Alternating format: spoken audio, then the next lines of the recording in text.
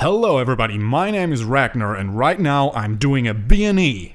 That's right, I'm breaking into Andrew Coben's house, but I find myself in kind of a dilemma here. Because look, guards everywhere. There's a guy on that balcony over there, and 3 other dudes standing down there, and if I start shooting, they notice me and they shoot back, and I'll be dead before I can say, "Another one bites the dust." Oh no, what do I do? Wait a minute. I have a magical device in my pocket. No, not what you're thinking. It's a little black cylinder that you simply screw on the barrel of your gun and it becomes instantly whisper quiet. It's a kind of magic. It's a kind of magic. Now I can shoot that guy and the guys down there won't even notice. Man, silencers are awesome!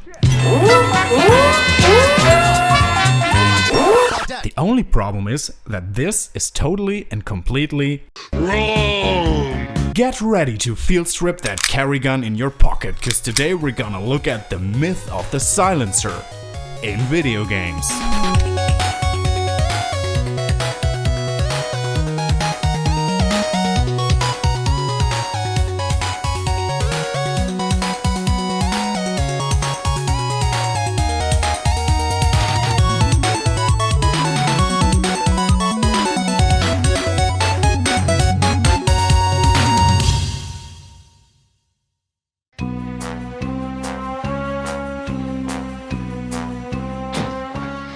Movies and video games have taught us that, right? A silencer is a super quiet, badass assassin's tool. But how much truth is behind this trope, huh? Let's look into it. First of all, the term silencer itself is inherently wrong.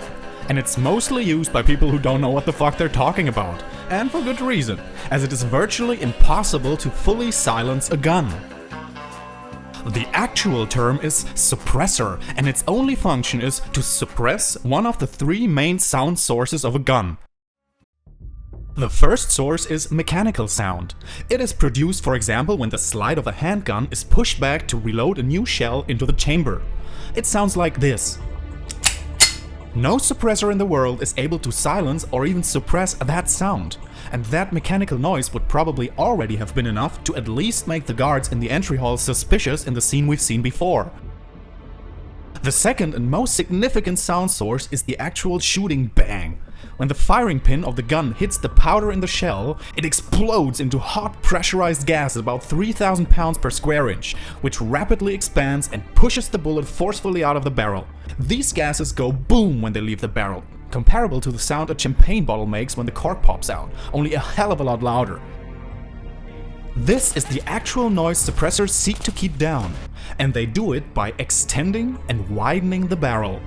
Before the gas exits the barrel, the suppressor gives it room to expand and cool down and thereby reduce its force and respectively the intensity of the sound it makes upon leaving the barrel. But how much noise does a real suppressor suppress?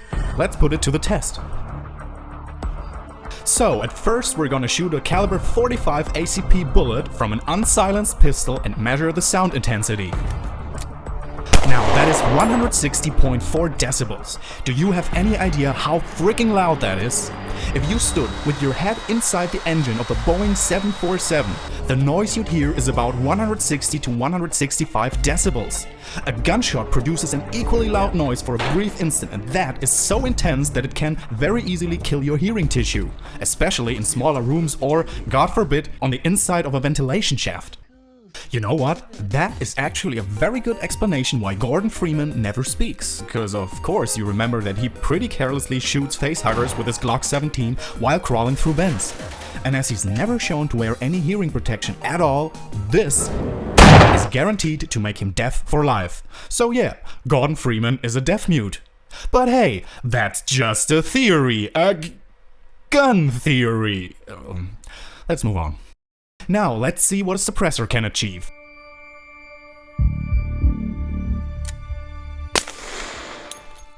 (126.4 decibels). So, we have achieved quite a significant noise reduction, but 126 decibels is still about as loud as, for example, a chainsaw or a jackhammer. That means that when Sam Fisher here shoots the guy on the balcony in that situation, not only would the guards down in the hallway notice him, he'd probably just have invited every guard in the entire mansion to a cozy afternoon shootout. So, if a suppressor doesn't turn a gun into a ninja tool, what's its purpose after all, huh? As I said, a sound at 160 decibels can, especially indoors, pretty easily kill your hearing tissue or at least trigger an external ear trauma, when the shooter or anyone else nearby is not wearing ear protection. Suppressors simply make shooting safe and make it impossible to use guns without ear protection. That is really the main reason silence suppressors exist. Now, as I've said, there is still a third sound source. This one is caused by the bullet itself. Because most common ammunition travels at supersonic speed, and every object that surpasses the supersonic threshold, which is a velocity of about 1,100 feet per second, produces a sonic boom, similar to the noise of an airplane jet. As the suppressor only affects the noise the propellant gases produce, it has no effect at all on this ballistic crack. In order to prevent that sound, it's necessary to use special subsonic ammunition that has a smaller propellant charge, so the bullets will travel at a subsonic speed. And that means a significant loss in stopping power. Now for the protocol. There are certain firearms that achieve a very impressive sound suppression. These weapons are specifically designed for this purpose, being super quiet and all. One example is the Russian AS-Val or its sniper sister, the VSS Vintorez. These guns are designed in a way that the entire barrel and upper receiver serve as one big-ass suppressor that gives the propellant gases a large amount of space to expand and cool down before leaving the barrel. But it still doesn't produce the iconic we know so well from movies and games. It sounds more like this. Still pretty loud for one of the quietest guns on Earth, don't you think? Now, while there are some games that try to portray suppressors in a more realistic fashion, Battlefield 3 comes to mind, most games still go with the movie-style suppressor, and it gives rise to the question, is that a bad thing? Now, let me put it this way. A game doesn't necessarily become good because it pinpoint accurately portrays reality. Video games show us a stylized version of reality that is created primarily for entertainment purpose, and its main goal is to deliver an interactive experience through its mechanics.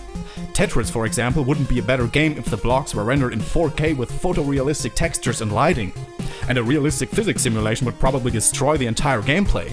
In the same way, it's not the main motivation of games like Splinter Cell or Hitman to 100% accurately depict reality, but rather to deliver the maximum degree of in-universe believability while still maintaining a compelling gameplay and narrative. The silencer has become something of a symbol. It is a mechanic that is, by the majority of players, instantly understood because it has become an affordance that we have learned through hundreds of movies, TV shows and games over the years. It's comparable to the iconic nature of the katana sword. Most people instantly know that this is the sharpest thing on earth that cuts through entire human bodies with little to no effort. And although this depiction is extremely exaggerated in storytelling, it serves a very good purpose as an easily recognizable symbolic plot device.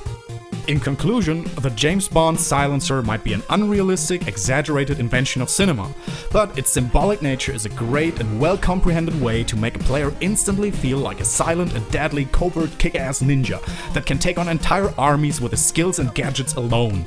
In the microcosmos of games, it feels just right. I personally love the badass look and feel of a silenced gun and everything that comes with it, so please keep making lots of games that incorporate it and give me that feeling of ninja-esque empowerment. On the other hand, I'm also equally eager to see what interesting new mechanics future developers will come up with to implement more realistic sound suppressors into their games. So, how do you like your suppressors? Medium rare? Well done? Let me know in the comments below. Hit that subscribe button and follow us on Facebook, Twitter and Steam to always be the first to know when the next video is coming out. Thanks for watching, and as always, keep on playing and I see you next time on RagnarRox.